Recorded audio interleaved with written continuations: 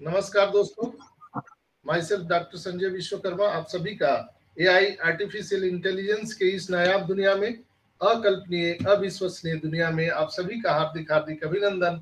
आप सबका बहुत बहुत स्वागत करता हूं। मंच पर विराजमान हमारे सभी सम्मानित भाइयों बहनों का मैं ऑन पैसिव परिवार में अभिनंदन, आप सबका बहुत बहुत स्वागत।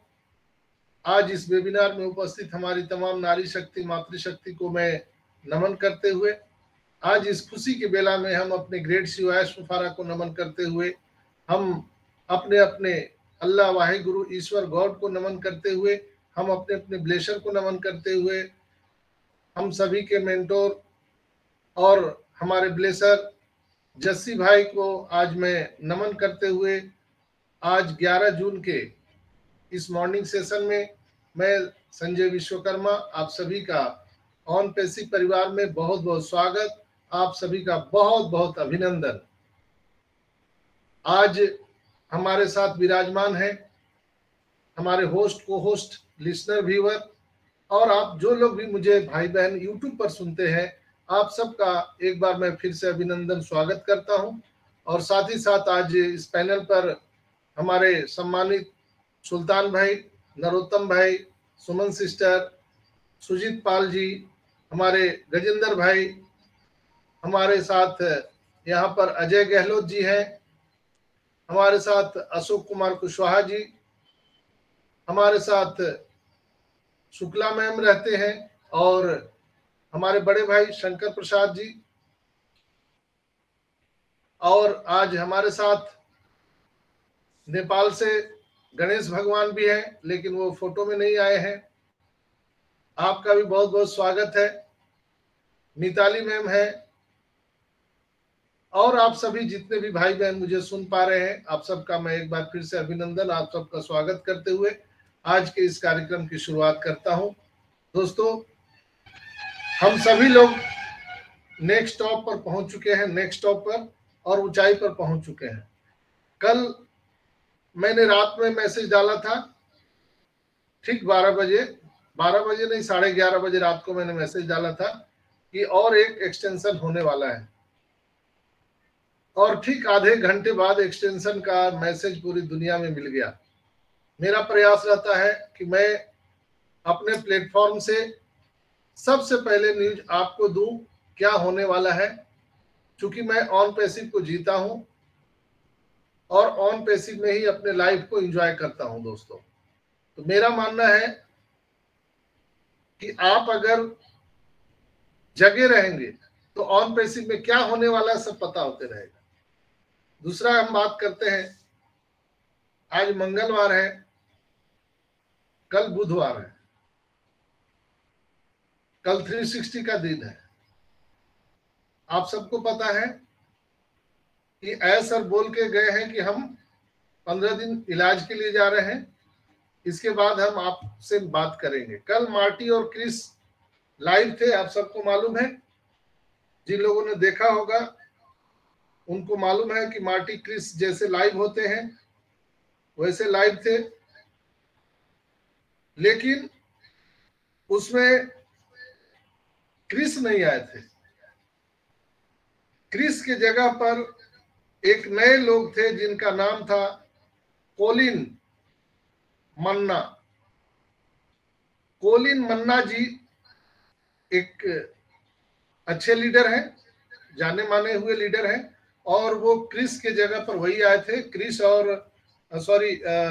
हमारे मार्टी और मन्ना, कोलिन मन्ना, कोलिन, ये दोनों वहां पर कन्वर्सेशन कर रहे थे। तो उसमें जो बातें निकल करके आई कि मिस्टर एस का कल आना कोई निश्चित नहीं है। एज यूजुअल जो 360 वेबिनार होता है हमारा, वो भी होगा कि नहीं होगा उसका कोई पता नहीं है, वो पोस्टपोन्ड भी हो सकता है। वो लास्ट आवर तक आपको मैसेज मिलेगा। बैक ऑफिस में अगर आ जाता है तो कल 360 वेबिनार होगा, मैसेज आ जाएगा। अगर नहीं आता है तो वो पोस्टपोन्ड हो जाएगा, नेक्स्ट डे हो सकता है। और आप सब जानते हैं कि पिछले कई बार से, पिछले बार कब हुआ था 360 वेबिनार? मंगलवार को हुआ था, आज ही के दिन। कुछ भी हो सकता है। इसलिए यहाँ पर मिस्टर एस ने खुली शब्दों में कहा था कि अब हम कोई अनाउंसमेंट नहीं करेंगे, अब आपको सीधा सीधा अचानक कुछ भी दिखेगा ओईएस में। जैसा कि मार्टी ने कल डिफाइन किया वहां पर कि मिस्टर एस मेडिकल लीव में है, लेकिन वो स्वस्थ हैं और अपने घर पर आराम कर रहे हैं। अगर वो कंफर्टेबल रहे, ऐसा उनको लगता है, अगर सारी चीजें एज यूजुअल रही, तो वो आ भी सकते हैं और कल बहुत गुड न्यूज भी आपको मिल सकता है। ऐसा पॉसिबल है, मार्टी ने बोला। लेकिन हम लोगों को इसमें चिंता करने की बात नहीं है। कल एक्सटेंशन हुआ 10 दिन के लिए, तो 21 जून तक ये एक्सटेंशन बढ़ गया, चूंकि ये एक प्रोसेस है। और मैं बार बार कहता हूं कि जब भी एक्सटेंशन बढ़ता है तो इसमें हाय तौबा मचाने की जरूरत नहीं है। लोग छाती पे मुक्का मारने लगते हैं, अरे फिर 10 दिन बढ़ गया, अरे 10 दिन बढ़ गया। हजारों मैसेज हमको लोग करने लगते हैं, जैसे हमको वो लोग पिन मारते हैं, ओहो देखिए 10 दिन बढ़ गया। दोस्तों, ऐसा नहीं करना है। मैं बार बार कहता हूं कि ये टेक्नोलॉजी है, प्रोसेस को समझना है, और एक प्रोसेस का हिस्सा है एक्सटेंशन।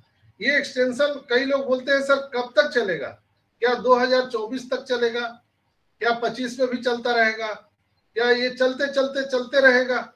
जैसे मैंने आपको एक कहानी बताया था, याद है कि एक पेशेंट जो है डायबिटिक पेशेंट था, वो डॉक्टर के पास गया और डॉक्टर ने उन्हें दवा लिखा और उनको सजेस्ट किया कि आपको 2 किलोमीटर रोज चलना है, सुबह 2 किलोमीटर रोज चलना है। लेकिन डॉक्टर ने सुबह कहना बंद कर दिया, बोला 2 किलोमीटर चलना है और रेगुलर चलना है। तो बोला ठीक है। और जब 1 महीने 1.5 महीने बीत गया तो वो पेशेंट फोन किया, डॉक्टर साहब डॉक्टर साहब। बोला कौन? तो मैं वही गजेंद्र प्रसाद पटना से बोल रहा हूँ, जो डायबिटिक पेशेंट आपको मैं इलाज के लिए आया था। हाँ हाँ भाई बोलो क्या बात है। तो आप बोले थे ना कि 2 किलोमीटर चलना है, तो हम रेगुलर चलते रहे 2 किलोमीटर, और ये पाकिस्तान बॉर्डर पर राजस्थान आ गए हैं, राजस्थान के बॉर्डर पर है। क्या बोलते हैं, मैं रुक जाऊं कि पाकिस्तान निकल जाऊं, कि चलते चलते मैं पाकिस्तान निकल जाऊं। तो कुछ लोग ऐसे ही कह रहे हैं कि क्या ये एक्सटेंशन चलता रहेगा चलता रहेगा, ये 24 भी निकल जाएगा, 25 भी निकल जाएगा, 30 भी निकल जाएगा, ऐसे चलता रहेगा। ऐसा नहीं है मेरे भाई, हर चीज का कुछ नियम कानून है। ऐसा नहीं है, कंपनी को भी बहुत ज्यादा घाटा है, नुकसान है एक्सटेंशन से, लेकिन जब तक वो प्रोसेस पूरा नहीं हो जाता तब तक एक्सटेंशन चलता रहेगा। ये कोई नहीं बता सकता है कि ये आखिरी एक्सटेंशन है, ये कोई नहीं बता सकता है कि और एक्सटेंशन 2 बार बढ़ेगा 3 बार बढ़ेगा, आई डोंट नो, ये किसी को नहीं मालूम। जब तक वो पूरी तरह से हमारा सिस्टम स्टेबल नहीं हो जाएगा, जिसके माध्यम से हम सबको लीगल वे पे पैसे देने हैं, तब तक ये एक्सटेंशन चलेगा। तो उसमें हम सबको परेशान होने की जरूरत नहीं है। दोस्तों, आज मैं थोड़ा सा अपनी बात कहना चाहूंगा, क्योंकि आप सभी हमारे परिवार हैं, फैमिली मेंबर हैं। तो मैं, आप लोग जब अपनी बात मुझसे सुनाते हैं तो मैं भी अपना कष्ट आपको सुनाऊंगा। बहुत सारे लोग मैसेज करके बोलते हैं, फोन करके बोलते हैं। आपको क्या लगता है, ये देगा होगा कि ऐसे ड्रामा कर रहा है? लोग इस तरह का बात करते हैं। मैं उनको बोलता हूं कि क्या आप मेरी मीटिंग सुनते हैं, क्या आप ऑन पैसिव को सीखते हैं? हम सब जानते हैं, सब सब सब पता है, सब पता है। आप बताओ ये होगा कि ऐसे ये ड्रामा करता रहेगा? देगा होगा कि नहीं देगा? बस एक ही बात है लोगों का, देगा कि नहीं देगा। कई लोग बोलते हैं सर हम मजदूरी कर रहे हैं, सर हम दिहाड़ी पर काम कर रहे हैं, हम ईंट भट्टे पर काम कर रहे हैं। तो कई तरह से लोग बताते हैं हमें। तो हमें उनको यही कहना है दोस्तों कि आपको कुछ भी करना है, उससे आपको घबराने की जरूरत नहीं है, इसलिए कि आपको पेट चलाने के लिए कुछ तो करना ही पड़ेगा ना। बिना कुछ किए तो होगा नहीं कि हो जाएगा। हम आसमान में देखते रहे तो क्या हम लोगों का पेट भर जाएगा? नहीं भरेगा, कभी नहीं भरेगा दोस्तों। इसलिए मैंने एक पोस्ट भी डाला था, आप लोग देखे होंगे, मेरे व्हाट्सएप स्टेटस में भी वो लगा हुआ है, आपने देखा होगा। काम करके कुछ उपार्जन करना शर्म की बात नहीं है।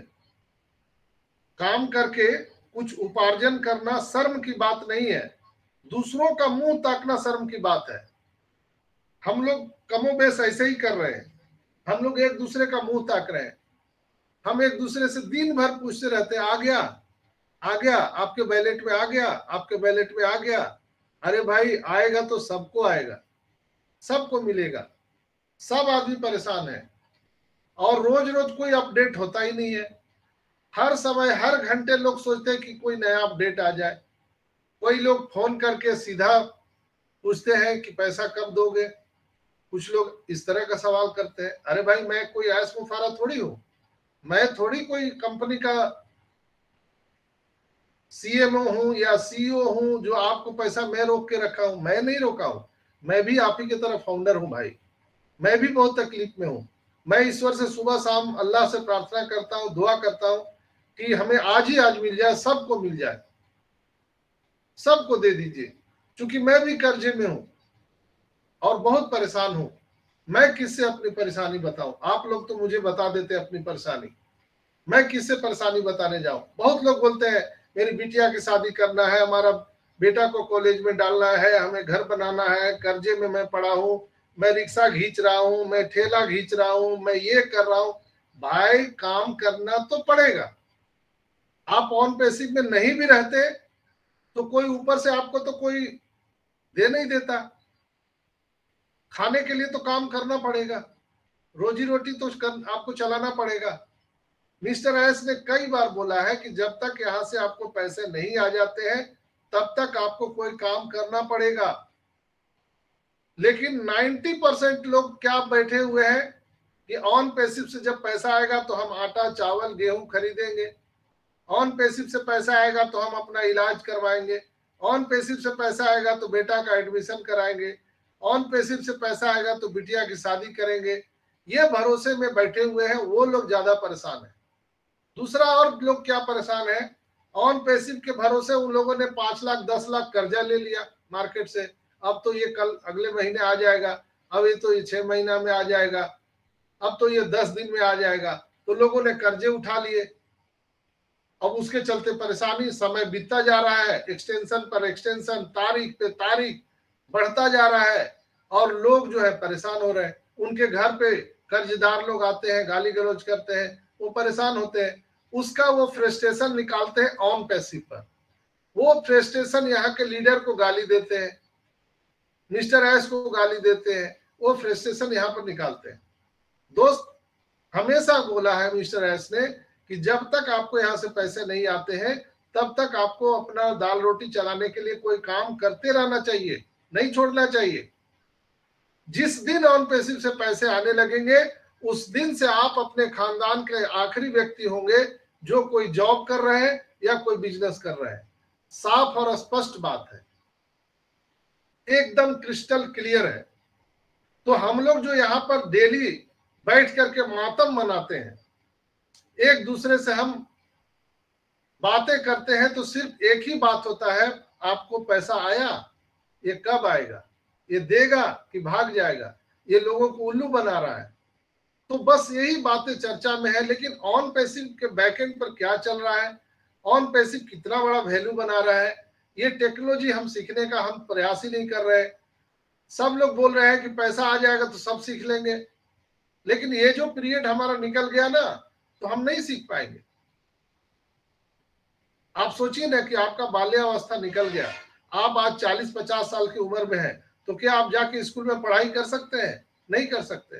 तो ये जो गोल्डन पीरियड था 2018 से 2024 तक का, ये गोल्डन पीरियड हम लोगों को सीखने का समय मिला था, हमारे सोच को बड़ा करने का समय मिला था, हमारे सपनों को बड़ा करने का समय मिला था, हमारे ह्यूमैनिटी को डेवलप करने का समय मिला था। लेकिन बहुत सारे लोगों ने इसको डेवलप नहीं किया। उनका एक ही लक्ष्य है, मैंने पैसे दिया है, हमको पैसा चाहिए, हमको पैसा चाहिए। भाई हम लोग पैसे के लिए आए हैं, कोई अगरबत्ती जलाने नहीं आए हैं, सबको पैसा चाहिए। लेकिन वो तो सिस्टम से आएगा ना, प्रोसेस से आएगा। आप देखिए ना, Google, Facebook, WhatsApp, Amazon, Microsoft को कितना समय लगा आने में, हम उससे पहले आ चुके हैं। कोई ऐसा कंपनी नहीं है जिसका आप इतिहास देख लीजिए उठा करके, जिसको 9 साल 10 साल नहीं लगे। हम तो फिर भी 5 साल में आ चुके हैं, बहुत कम समय में। आप सबको मालूम है कि कितनी कठिनाइयां सहनी पड़ी मिस्टर एस को, पता नहीं कितना केस हुआ, पैसे रोक लिए गए, बहुत सारी चीजें हुई, लेकिन फिर भी मिस्टर एस रुके नहीं, थके नहीं, और यहां तक कंपनी को लेकर के आए। दोस्तों, परेशानी सबके साथ में है, लेकिन हम इसको एक दूसरे तरह से प्रोसेस को एंजॉय कर सकते हैं।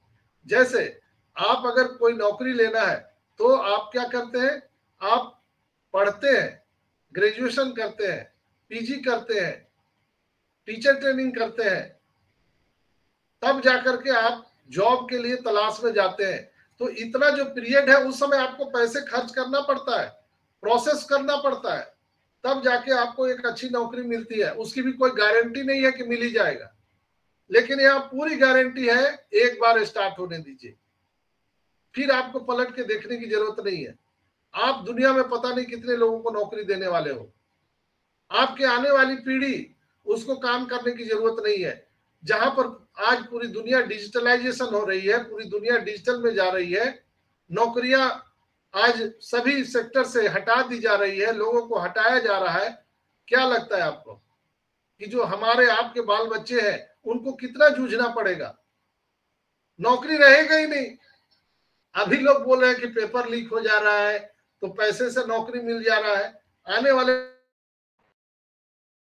जॉब ही नहीं रहेगा, क्या करोगे आप?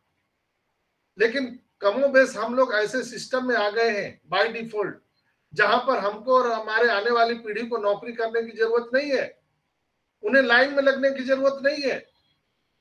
इसके लिए थोड़ा सा हमको इंतजार करना है। ये कंपनियां ऐसे ही बनती है। हम लोगों ने देखा ही नहीं गूगल कैसे बना, माइक्रोसॉफ्ट कैसे बना, फेसबुक कैसे बना।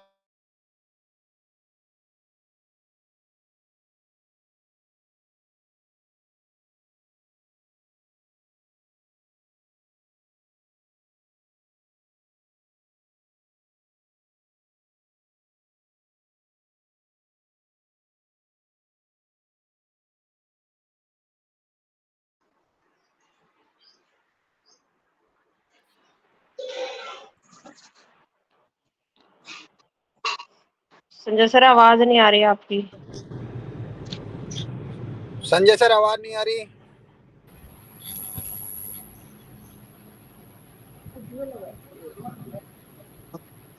संजय सर मीटिंग से बाहर हो गए।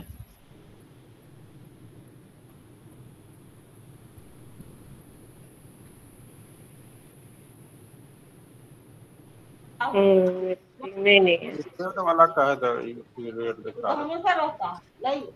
आ गया।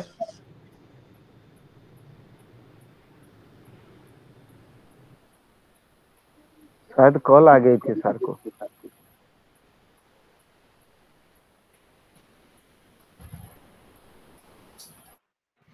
आवाज आ रही है हमारी? यस सर, यस जी सर, आ रहा है सर, प्रॉपर्ली आ रहा है। वो लगातार एक आदमी कॉल पर कॉल किए जा रहा था, तो उसके चलते मैं माफी चाहूंगा। लोग समझते नहीं है और कॉल करते रहते हैं, मैं काटते रहता हूं, फिर भी लोग कॉल करते रहते हैं। और ये समय जो होता है हमारा मीटिंग का समय होता है, तो मैं माफी चाहूंगा बीच में। तो ये बातें जो मैं बता रहा हूं, ये बिल्कुल सोचने समझने वाली बात है। यहाँ पर सारे लोग पैसे के लिए आए हैं दोस्तों, और पैसा मिलना ही मिलना है। जब सारा काम हो गया तो पैसा मिलना ही है ना। आप सोच रहे हैं कि जब गन्ने का जो मशीन होता है, गन्ने के मशीन में आप गन्ना डाल दिए और गन्ने को पीस दिया गया, तो जूस निकलेगा कि नहीं निकलेगा, कि वो मशीन खा जाएगा जूस? सर भाई, जी निकलेगा। निकलेगा ना? जी तो गन्ने के जूस में हमने वो गन्ना डाला है, मशीन ने उसको पीसा है और वो जूस निकलेगा। 100% नहीं, 1000% जूस निकलना ही निकलना है। वैसे ही ऑन पैसिव में सारे प्रोडक्ट डेवलप हो गए, मार्केटिंग हो गया, हमारा ये कॉमर्शियल हो गया, सेल बाय शुरू हो गया, तो इनकम तो आना ही है ना। लास्ट पार्ट वही है इनकम का, वो तो आना ही आना है। कहाँ रहेगा, किधर रहेगा, आना ही है। बस थोड़ा सा इंतजार है। वो लीगल प्रोसेस से जो हमको वो देने वाले हैं, जिस माध्यम से हमको देने वाले हैं, वो अगर आ जाता है तो बस हो गया काम अपना, कुछ करना ही नहीं है। लेकिन इसके लिए थोड़ा सा हम लोगों को इंतजार करना पड़ेगा दोस्तों, और इसी के लिए लोग पैनिक हो रहे हैं। बस यही बात है, और कुछ नहीं है। इसी के लिए लोग पैनिक हो रहे हैं। तो पैनिक नहीं होना है। और मुझे लगता है, और मैं ईश्वर से, अल्लाह से प्रार्थना करता हूं कि ये एक्सटेंशन आखिरी हो। क्या पता, अभी किसी को मालूम नहीं है, कल मिस्टर एस आकर के सभी घोषणा कर दे, क्या पता है, कौन जानता है, किसी को नहीं मालूम। तो यहाँ कभी भी कुछ भी अचानक जिंदगी मोड़ ले सकती है दोस्तों। इसलिए एंजॉय द प्रोसेस। हम लोग छटपटा के, अच्छा हम लोग पूरा गाली दे पूरा रात दिन ऑन पैसिव को, मिस्टर एस को, लीडर को, कुछ मिल जाएगा क्या? क्या कंपनी डर जाएगी? वो डर करके आपके गाली से पैसे देने शुरू कर देगी। आप खूब अपशब्द लिखो, कुछ भी अमर्यादित भाषा का प्रयोग करो, कुछ नहीं हासिल होने वाला है दोस्तों। और यहाँ पर वो ट्रैकर सबको देख रहा है, इसलिए कि मिस्टर एस ने पिछले 360 वेबिनार में बोला था कि हम यहाँ पर पूरे तरह से वॉच कर रहे हैं कि यहाँ पर कौन लोग कितना समर्पित है कंपनी के लिए। हम उसको कैटेगरी में भी बांटेंगे। हम हर एक को एक तरह से ट्रीट नहीं करेंगे। हम हर लोगों को एक तरह से ट्रीट नहीं करने वाले हैं। इसलिए सावधान हो जाइए, बेफजूल की बातें ना किया करिए। कई लोग बोलते हैं आप प्रवचन बहुत अच्छे देते हो।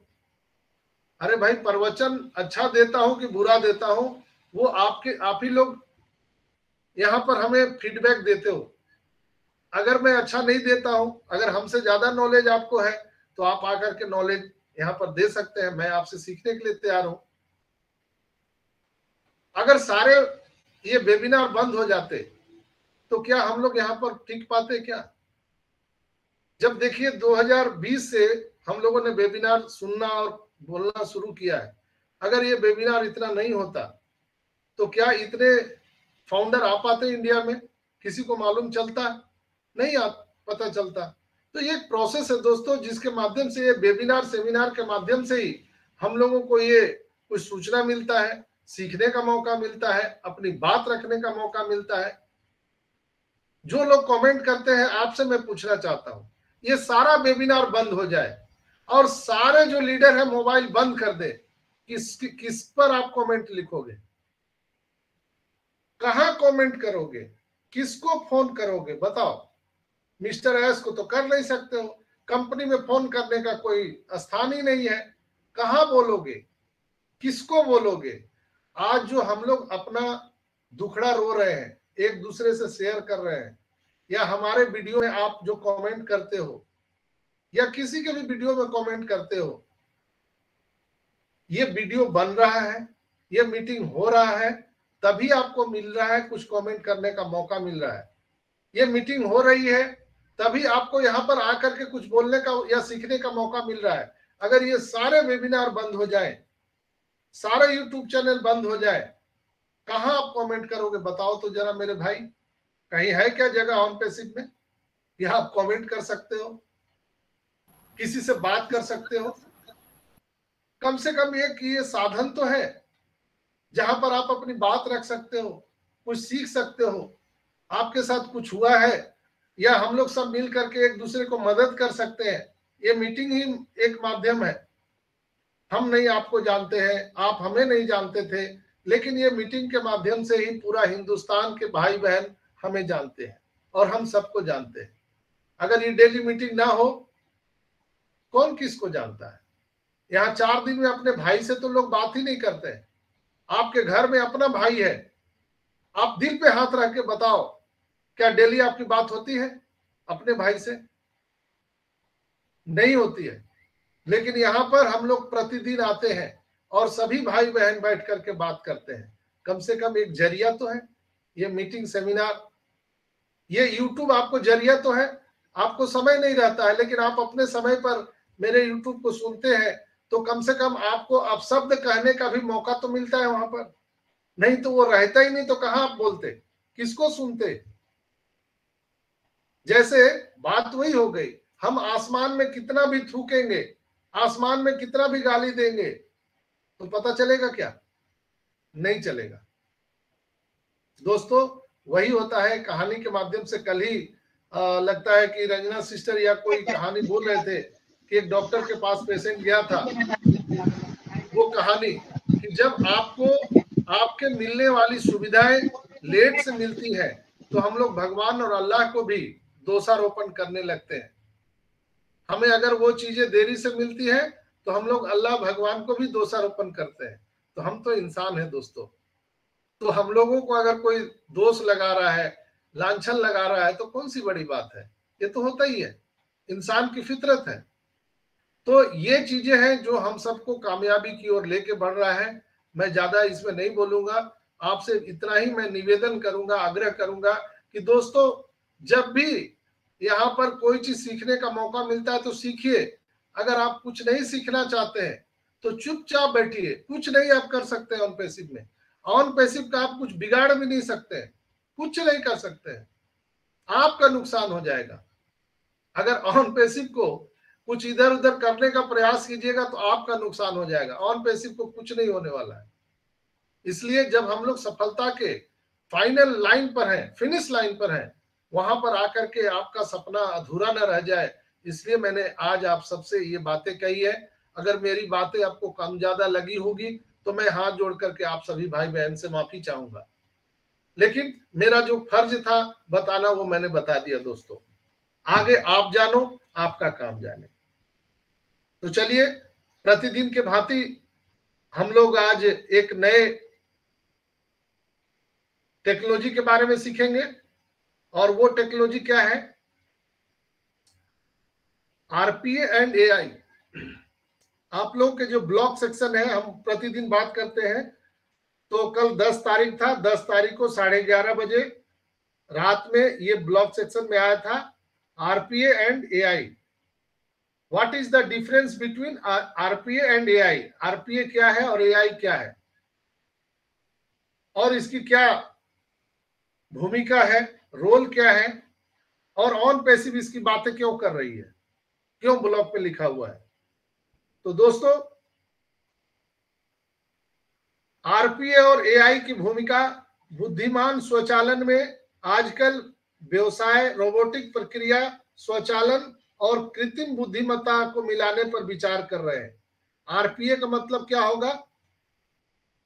रोबोटिक, आप सबको मालूम है, रोबोटिक स्वचालन प्रक्रिया आरपीए का मतलब हो गया। और एआई आर्टिफिशियल इंटेलिजेंस आप सब जानते हैं। Yes sir.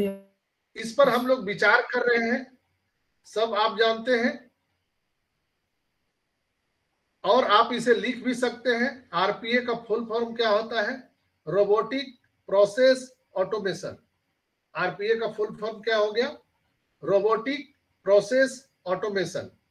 एंड एआई का फुल फॉर्म क्या हो गया? Artificial intelligence. ये हो गया। हम चलिए इसकी हम व्याख्या में जाते हैं। दोस्तों आरपीए और एआई के पीछे की जटिलताओं को समझना बहुत जरूरी है। यह बुद्धिमान स्वचालन के विचारों को प्रस्तुत करता है और व्यापार प्रक्रियाओं को बदलने की इसकी क्षमता के बारे में हम सबको जानकारी लेना अत्यंत आवश्यक है। रोबोटिक प्रक्रिया जिसे हम आरपीए कहते हैं, बनाम वर्सेज, बनाम मतलब वर्सेज एआई, कृत्रिम बुद्धिमत्ता, इनकी विशिष्ट क्षमताओं को समझने के लिए आरपीए और एआई के बीच अंतर को समझना बहुत आवश्यक है। What is the difference between RPA and AI? तो आरपीए मशीनों का उपयोग दोहराए जाने वाले कार्यों को करने के लिए करता है। आरपीए क्या करता है? मशीनों का उपयोग दोहराए जाने वाले कार्यों को करने के लिए करता है, यानी एक ही कार्य को बार बार करना है तो वो आरपीए करता है, क्योंकि वर्चुअल असिस्टेंट विशिष्ट कार्यों को करने के लिए डिजाइन किए गए हैं। हालांकि एआई प्राकृतिक भाषण संस्करण और आवाज नहीं आ रहा है सर। मानव बुद्धिमत्ता का अनुसार आवाज ओके है। जटिल प्रक्रियाओं को प्राप्त करने, कारण बनाने और संभालने के लिए एआई की प्रमुख भूमिका है। शंकर भाई आवाज आ रही है? आप रिफ्रेश कर लीजिए। हमें यहाँ पर लोगों को बताना जरूरी है कि आरपीए और एआई को मिलाने के लिए एक प्रभावी समन्वय प्रक्रिया है जिसे हम बुद्धिमान स्वचालन कह सकते हैं। आइए हम आरपीए का सबसे सामान्य उपयोग हम जानते हैं, इसका क्या यूज है। तो दोस्तों, डेटा प्रविष्टि, डेटा प्रोसेसिंग और वेब स्क्रैपिंग इसमें ज्यादातर यूज होता है। उपरोक्त एग्जाम्पल उदाहरण से हम जान सकते हैं कि आरपीए का उपयोग नियमित और दोहराए जाने वाले कार्यों को स्वचालित करने के लिए इसका उपयोग किया जा सकता है। आरपीए के लाभ क्या है? तो बढ़ी हुई दक्षता। आरपीए दोहराए जाने वाले कार्यों को सुव्यवस्थित करता है और आपको पता नहीं चलता है कि बार बार वही काम हो रहा है। परिचालन की गति को बढ़ाता है और मैनुअल प्रयास को कम करता है, त्रुटि में कमी लाता है। स्वचालन मानव त्रुटि को कम करता है, डेटा प्रविष्टि और प्रसंस्करण की सटीकता को सुनिश्चित करता है।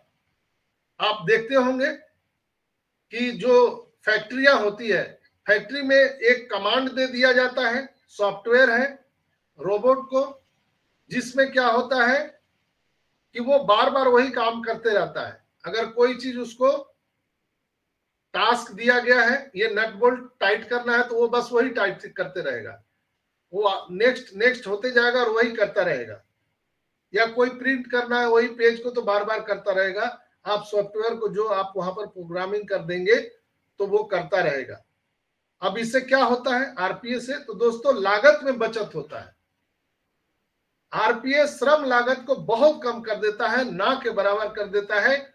और हम सभी ऑन पैसिव में आरपीए के माध्यम से हम मानव लागत को बिल्कुल ही समाप्त करने वाले हैं। बिल्कुल यहाँ पर आवाज आ रहा है शंकर भाई, लेकिन आप अपने पेज को रिफ्रेश कर लीजिए। आप इशारा कर रहे हैं कि आपको सुनाई नहीं दे रहा है, लेकिन आप पेज को रिफ्रेश कर लीजिए, आवाज आ रही है, सबको सुनाई दे रही है। तो मेरा कहना है कि आरपीए जो है वो श्रम लागत को ना के बराबर या समाप्त कर देता है। यह कई एसोसिएशन संसाधनों को रणनीतिक रूप से आवंटित करने की भी अनुमति देता है। 24/7 आवर इसकी उपलब्धता। बॉट्स यानी रोबोट्स 24 घंटे काम करते हैं और ये सारी प्रक्रियाओं को तेज कर देते हैं और उत्पादक को यानी प्रोडक्शन को बढ़ाने में बहुत बड़ा मील का पत्थर साबित है, मदद करते हैं। स्केलेबिलिटी की बात हम करें तो आरपीए बदलते वर्कलोड के अनुकूल आसानी से ढल जाता है, यानी कितना भी वर्कलोड आप दे दें उसको कोई फर्क नहीं पड़ता है, वो उसी स्पीड में काम करते रहता है। महत्वपूर्ण बुनियादी ढांचे के निवेश के बिना स्केलेबिलिटी की सुविधा प्रदान करता है। बेहतर अगर हम इसके अनुपालन के बारे में बात करें तो स्वचालन नियमों और अनुपालन मानकों के अनुरूप निरंतर पालन सुनिश्चित करता है। त्वरित कार्यान्वयन की बात कहें तो आरपीए तैनाती तेज है, यानी इसका वर्क बहुत फास्ट है, तेज परिणाम देता है और तेज वापसी प्रदान करता है। अगर कर्मचारी यानी एम्प्लॉयमेंट की बात करें यहाँ तो स्वचालन मानव संसाधनों को अधिक रणनीति रचनात्मक और ग्राहक केंद्रित कार्यों के लिए मुक्त करता है। यानी ना यहाँ पर किसी ह्यूमन टेंडेंसी की जरूरत है, ना कस्टमर की जरूरत है, ना यहाँ पर फिजिकली रूप से कोई मानव एम्प्लॉय की कोई जरूरत नहीं है। बुद्धिमान स्वचालन की व्याख्या और यह काम करने की परिभाषा को आइए हम जानते हैं। बुद्धिमान स्वचालन, जिसको हम एआई के नाम से जानते हैं, रोबोटिक प्रक्रिया स्वचालन आरपीए के अंतर्गत सिद्धांतों को जोड़ने से व्यापार प्रक्रियाओं को विकास की गति देता है, जिसमें कृत्रिम बुद्धिमत्ता एआई को बदलने की क्षमता है। आइए हम बात करेंगे बुद्धिमान स्वचालन जीवन चक्र के 3 चरण दिए गए हैं, जिसमें स्वचालन के लिए उपयुक्त दोहराए जाने वाले और नियम आधारित गतिविधियों की पहचान करना है। इसमें हित धारकों की भागीदारी, विश्लेषण की आवश्यकता होती है, स्वचालन का निर्धारण करना, जिसमें एआई और आरपीए उपकरण शामिल है, और बुद्धिमान स्वचालन के लिए प्रक्रिया मॉडल विकसित करना है। यह सुनिश्चित करने के लिए बॉक्स की लगातार जांच और सुधार करे, वे सेवा और आवश्यकता को पूरा करने के लिए सक्षम है। सहयोग और संचार भी साथ साथ इनके चलते रहते हैं।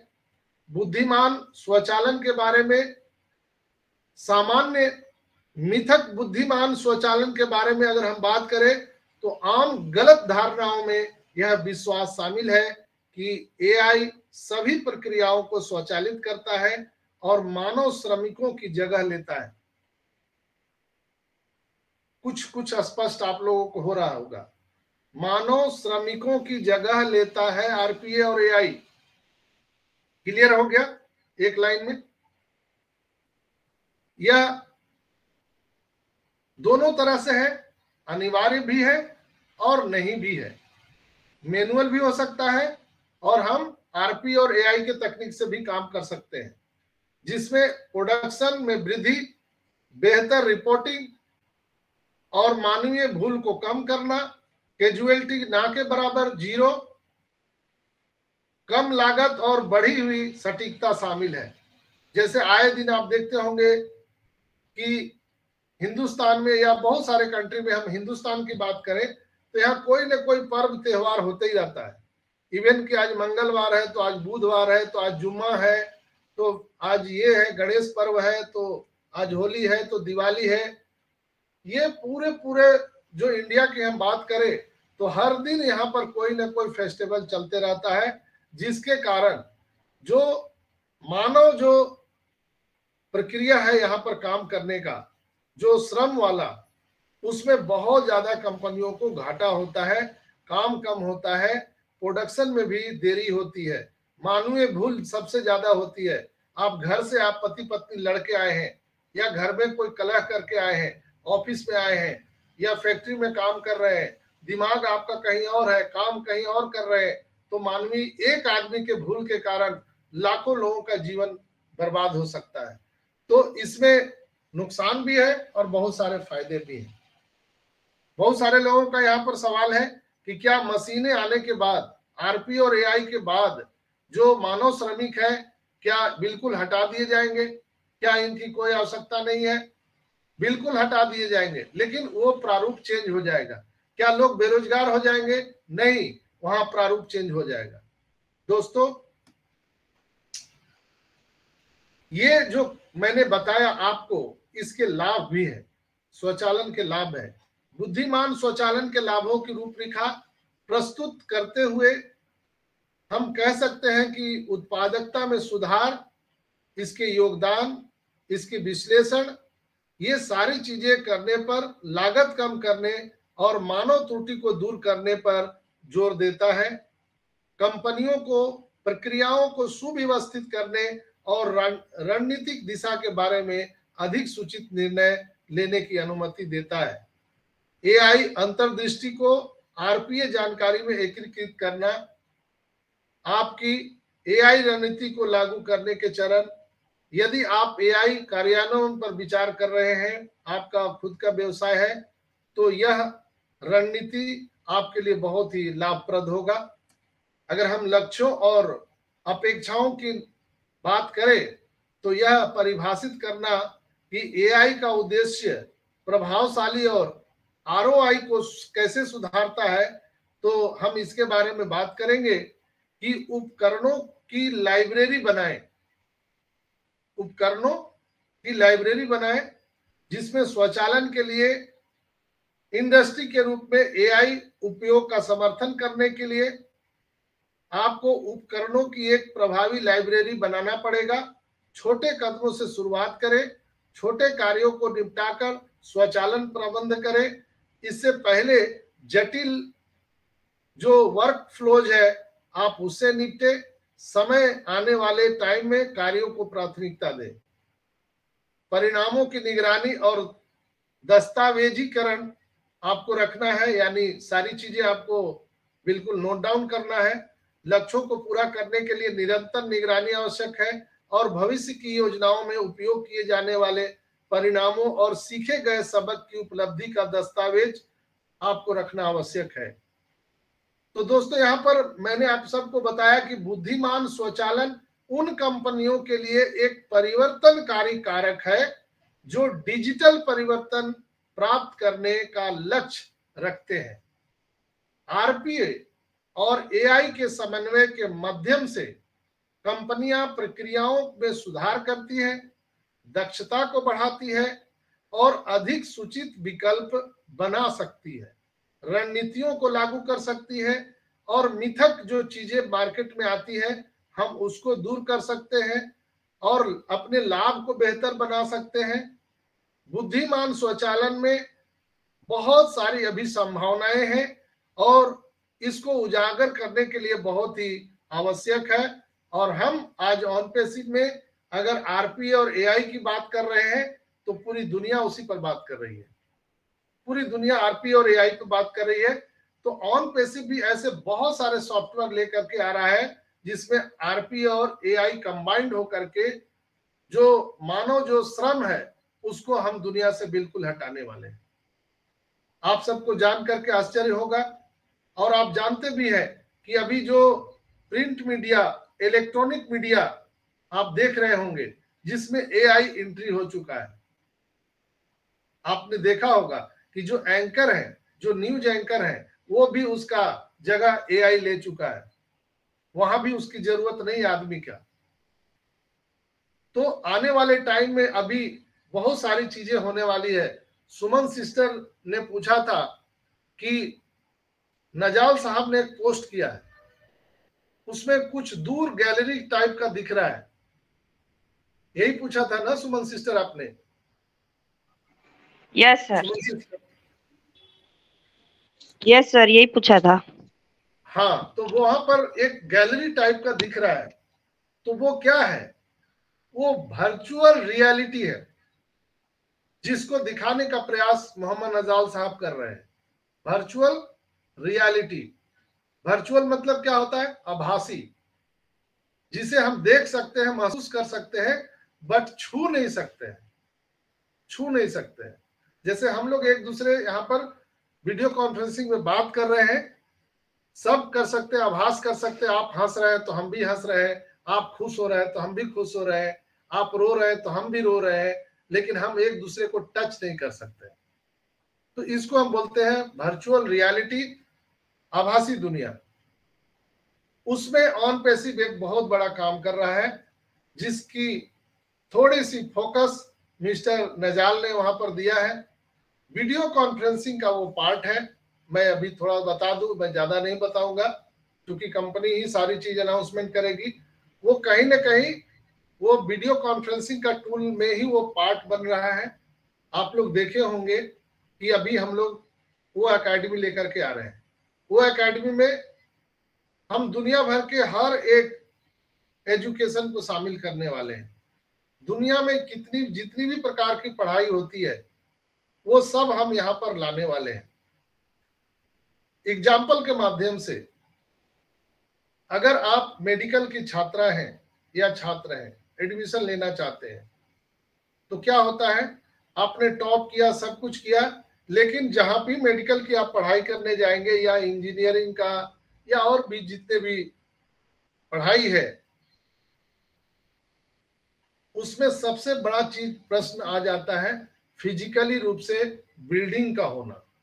आपने देखा होगा कि जब आप क्लास में बैठते हैं तो क्लास का एक स्ट्रेंथ पावर होता है, सिटिंग पावर, कि इस क्लास में 100 बच्चे ही बैठ सकते हैं। 101 आ गया तो नहीं लेंगे हम, 200 आ गए सवाल ही नहीं है। इसलिए लिमिटेड सीट होता है मेडिकल में, इंजीनियरिंग में, ये लिमिटेड सीट होता है। इतने ही बच्चे को हम ले सकते हैं, बाकी बात को हम नहीं ले सकते। लेकिन ये जो है वर्चुअल रियलिटी हम जो एजुकेशन के सेक्टर में ला रहे हैं सॉरी, यहां पर ये चीजें नहीं होंगी, क्योंकि सारा चीज वर्चुअल होगा। कोई फिजिकल हमें क्लासरूम की जरूरत नहीं है। वो कहीं ना कहीं वो दिखाने का प्रयास मोहम्मद नजाल कर रहे हैं, जहां पर आप ऑनलाइन एडमिशन लेंगे और जो आप यहाँ पर वो कनेक्ट में हम लोग बैठ करके जो वीडियो कॉन्फ्रेंसिंग में बात कर रहे हैं या मीटिंग ले रहे हैं या सुन रहे हैं, ये आपको जस्ट लाइक लगेगा जैसे आप पढ़ाई करेंगे तो आपको लगेगा कि मैं क्लास में बैठा हूं, फिजिकली रूप से नहीं, डिजिटल रूप से आप क्लास में बैठे हैं। आपको सेम टू सेम वही एहसास होगा जो एक क्लासरूम में बैठकर एक किसी स्टूडेंट को एहसास होता है, सेम टू सेम वही एहसास होगा आपको। लेकिन बहुत सारे कैजुअलिटी को हम कम कर सकते हैं, बहुत सारे दुर्घटनाओं को हम कम कर सकते हैं। जैसे कभी कोरोना हुआ तो क्लासेस बंद हो गई, बहुत सारे बच्चे जो है माता पिता अपने बच्चों को लेकर के बहुत ज्यादा परेशान होते हैं कि हमारा बच्चा जब घर से निकल रहा है तो सही सलामत वापस आएगा कि नहीं। एक्सीडेंट होता है, कहीं जाम लग जाता है, कहीं ट्रैफिक हो जाता है, कहीं बंद हो जाता है, स्ट्राइक हो जाता है। इन सारी चीजों पर अब विराम लग जाएगा। ये आभासी दुनिया, ये वर्चुअल जो रियलिटी आ रही है दोस्तों, उसमें आरपी और एआई का बहुत बड़ा योगदान है।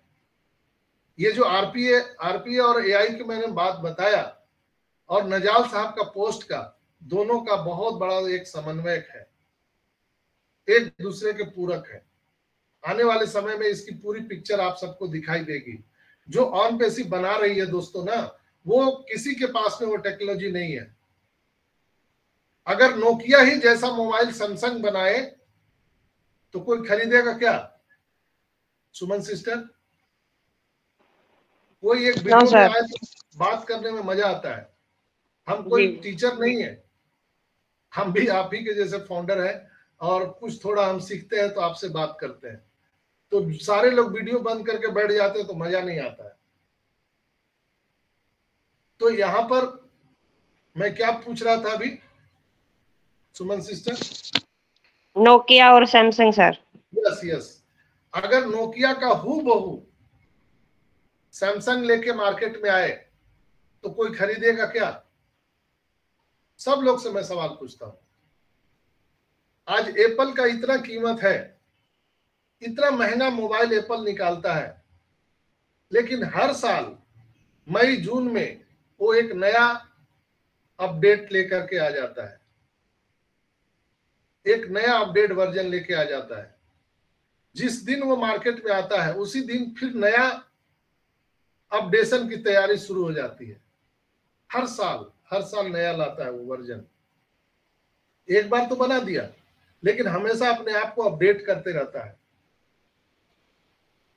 इसलिए दुनिया में जितनी भी चीजें हैं, इंसान को ही आप देखिए, हर इंसान, आप लाखों करोड़ों इंसान आप देखिए एक जगह में, किसी का शकल एक दूसरे से मिलता है क्या?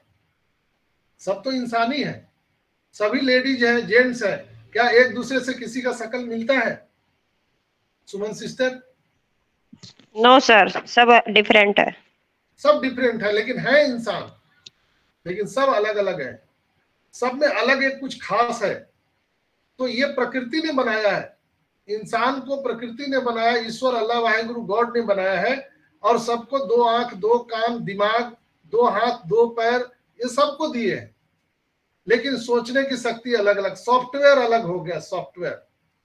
ये सॉफ्टवेयर वो ऊपर से अलग करके नहीं भेजता है, हम लोग सॉफ्टवेयर को अपने हिसाब से अलग अलग कर लेते हैं।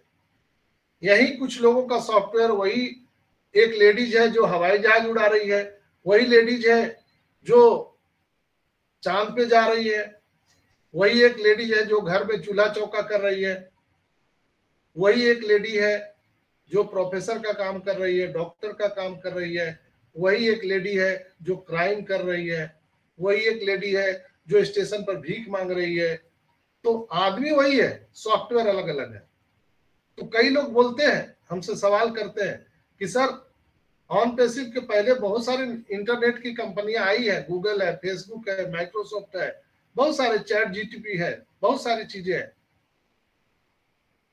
तो फिर ऑन पैसिव को लोग क्यों खरीदेगा?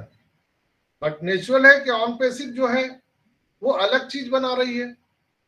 कल मैंने चर्चा भी किया था कि एप्पल इतना महंगा मोबाइल कंपनी है और इतना उसका कीमत है, क्या उसको लोग नहीं खरीदते हैं? हम लोग नोकिया बढ़िया से नहीं खरीद पाते हैं, लोग जो है सैमसंग नहीं खरीद पाते हैं, लेकिन एप्पल का जो मार्केट वैल्यू है वो कम नहीं होता है और न ही उसका सेल कम होता है। जैसे आपको और एग्जांपल के माध्यम से बताएं, आप एक फार्चून की दुकान खोल लीजिए और एक सोने चांदी की दुकान खोल लीजिए, भीड़ किसमें सबसे ज्यादा होगा सुमन सिस्टर?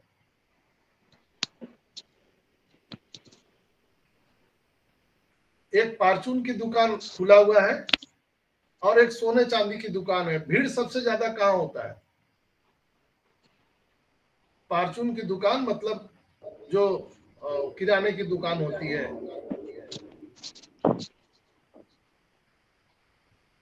कोई किसी के पास जवाब है?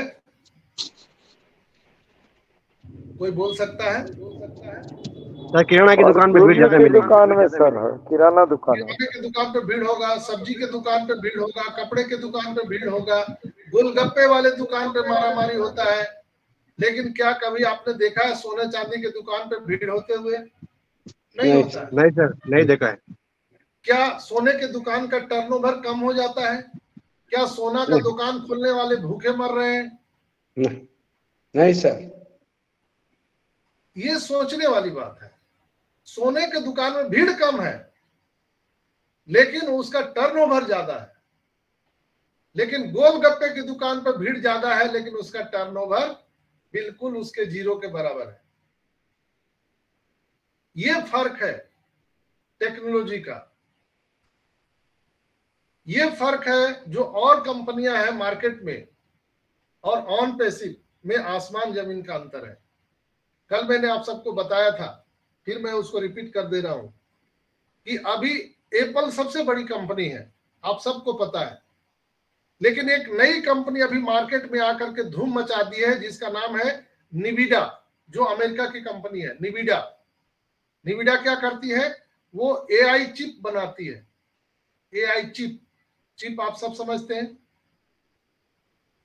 और एआई चिप पूरी दुनिया में इस्तेमाल हो रही है और इसी खासियत के वजह से निविडा कंपनी एप्पल कंपनी से आगे निकल गई।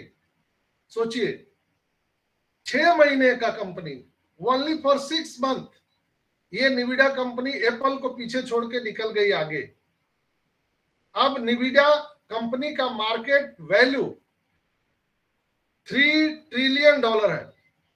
My God, $3 trillion, 240 lakh crore या 240 लाख अरब, यानी 2400 खरब रुपए से ज्यादा है।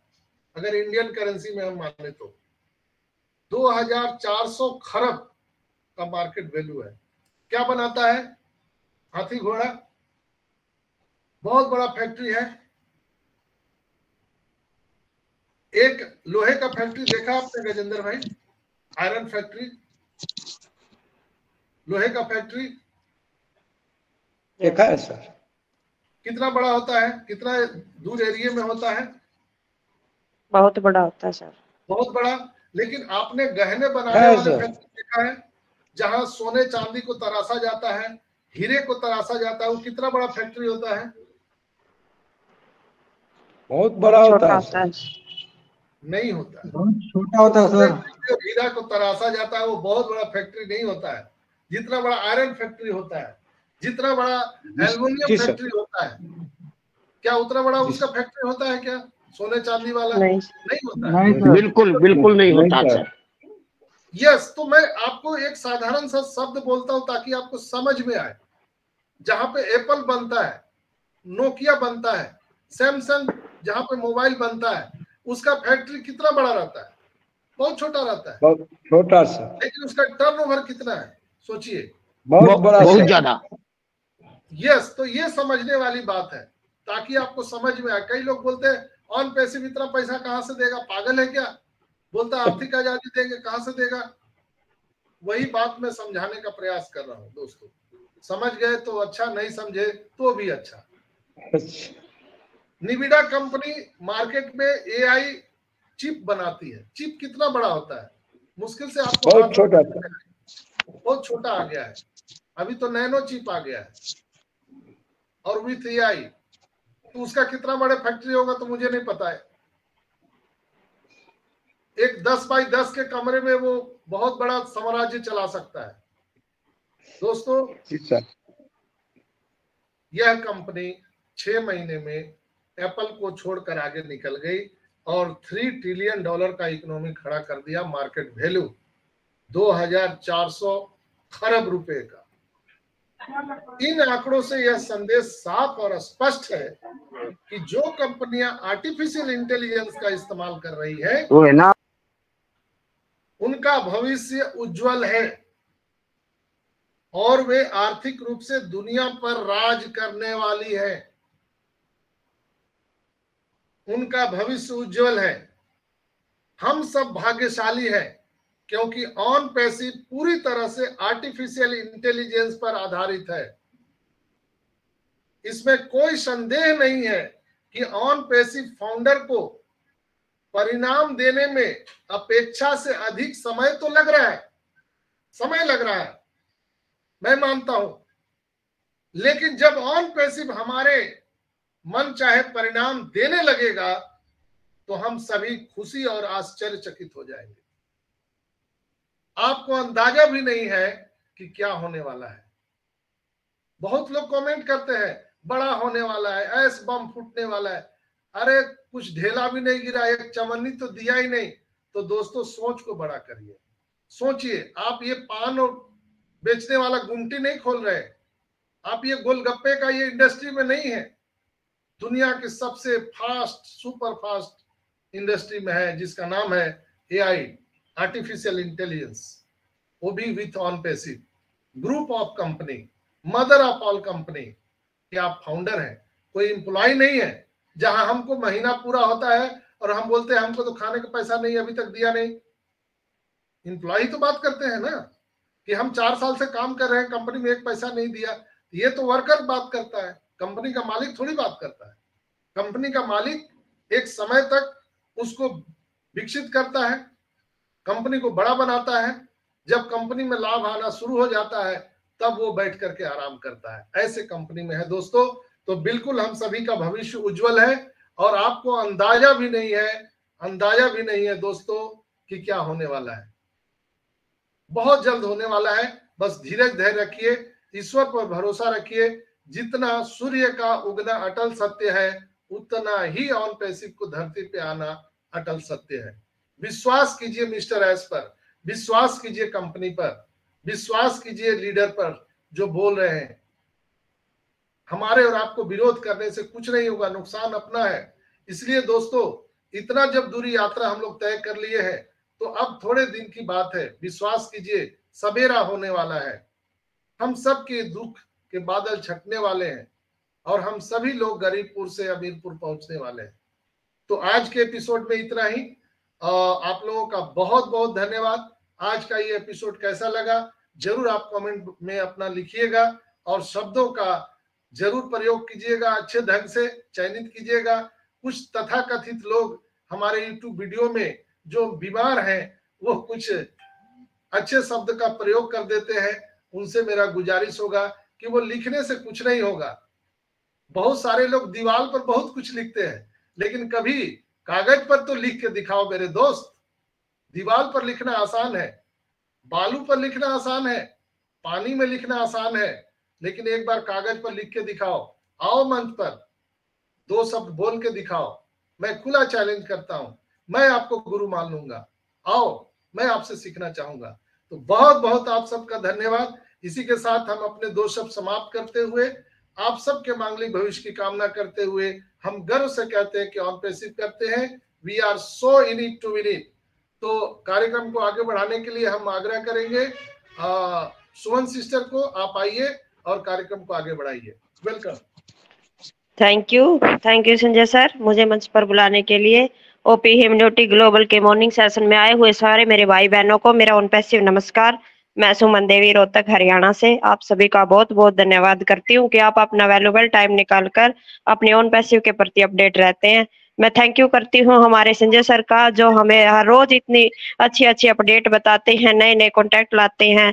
तो संजय सर आपका बहुत बहुत धन्यवाद। आप हमें एक बड़े भाई की तरह, एक पिता की तरह हमेशा जागरूक करते हैं और मोटिवेशन करते हैं, टेक्नोलॉजी के बारे में बताते हैं, हमारी ओन पैसिव के बारे में अपडेट करते हैं। तो आपका बहुत बहुत धन्यवाद। और मैं सारे भाई बहनों से कहना चाहती हूँ कि अगर आप ऑन पैसिव को सीख रहे हैं, जी रहे हैं, तो आप एक प्राउड फाउंडर हैं। अगर आप नेगेटिव बोल रहे हैं तो आप एक फाउंडर का दर्जा नहीं हासिल कर सकते, आप एक फाउंडर कहलाने के लायक नहीं है, क्योंकि नेगेटिविटी हर इंसान को बीमार कर देती है, एक बीमारी है नेगेटिविटी।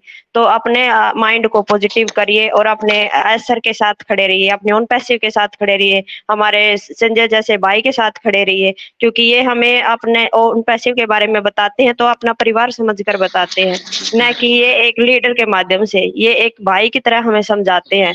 तो आप सभी से विनम्र प्रार्थना है कि आप मीटिंगों में आइए और सीखिए, क्योंकि सीखने सिखाने का मंच चल रहा है। और हमारे संजय सर देखो ना कितनी अपडेट बताते हैं। हम लोग पढ़े या ना पढ़े, लेकिन ये अपनी जिम्मेवारी अच्छे से निभाते हैं कि मुझे अपने परिवार को जागरूक करना है, ऑन पैसिव के प्रति अपडेट रखना है।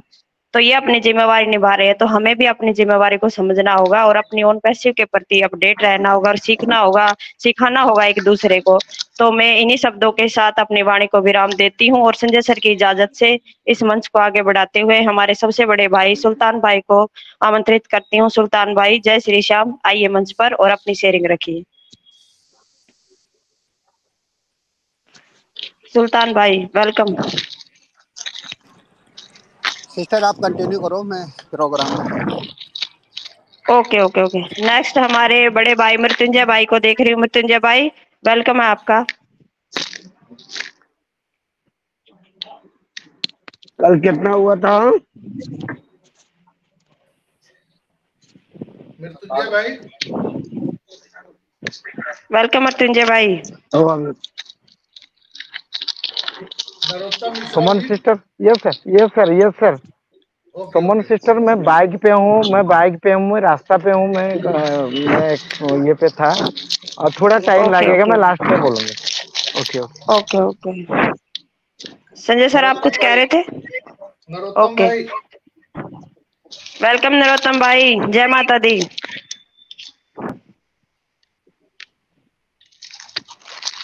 शंभू भाई को बुला लीजिए। ओके शंभू भाई वेलकम है आपका, आइए मंच पर और अपनी शेयरिंग रखिए।